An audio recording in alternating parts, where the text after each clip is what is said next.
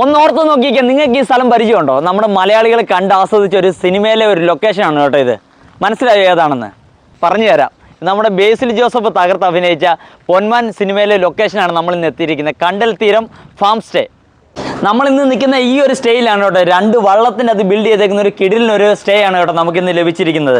ഈ കിടിലിന് ഒരു പ്രോപ്പർട്ടിയുടെ ഒരു മെയിൻ പോസിറ്റീവ് എന്താണെന്ന് വെച്ച് കഴിഞ്ഞാൽ, ഈ ഫിഷ് ഫാമിങ് കൂടാതെ തന്നെ നമുക്കുണ്ടല്ലോ ലൈവായിട്ട് ഫിഷിനെ പിടിച്ച് കഴിക്കാം.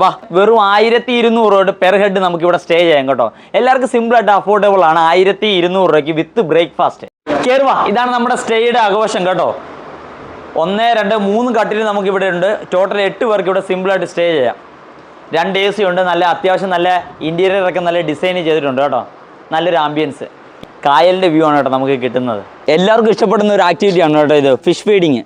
അത് ഉച്ചയ്ക്കത്തുള്ള ഫുഡിന് വേണ്ടിയുള്ള കഴിക്കണം കേട്ടോ. സൈസ് ഉള്ളതിനെ മാത്രം എടുത്തിട്ട് നല്ല ഫ്രഷ് സാധനം കേട്ടോ, ഫ്രഷ് കരിമീൻ.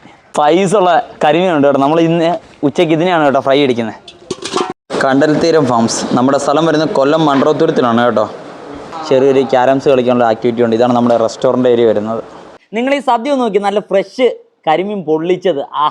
അതുപോലെ വേണ്ടേ നമ്മൾ തന്നെ പിടിച്ചു കൊടുത്ത കരിമീൻ ഫ്രൈ, അവിയൽ, തോരന്, ചമ്മന്തി, വറ്റൽ മുളക്, കൊഞ്ച് റോസ്റ്റ്. ഒരു ലാവിഷ് സദ്യ കേട്ടോ. നിങ്ങൾക്കും വന്നാൽ സൂപ്പറായിട്ട് എൻജോയ് ചെയ്യാം. ഗൈസ്, കണ്ടൽക്കാണ്ട് നടക്കൂടെ വൈകുന്നേരം ഒരു വള്ളത്തിൽ ഒരു റൈഡ് കേട്ടോ. ഗൈസ്, നമ്മളങ്ങനെ കായലിലോട്ട് പ്രവേശിച്ചിരിക്കണം കേട്ടോ. ഭയങ്കര ഓളമുണ്ട്. ഇതുണ്ട് കടലിലെ തിരമാല പോലെ നല്ല ഓളം. ഇതാണ് കപ്പിൾസിന് വേണ്ടി ഇവിടെ കൊടുക്കുന്ന റൂം. നിങ്ങൾ പറഞ്ഞാൽ മതി, ഫാമിലി ആയിട്ട് വരുന്നവർക്കും കിട്ടുന്നതാണ്. നമ്പറിൽ കോൺടാക്ട് ചെയ്താൽ മതി. അതുപോലെ തന്നെ ഇതാണ് ഇതിൻ്റെ സിറ്റിംഗ് ഏരിയ വരുന്നത്.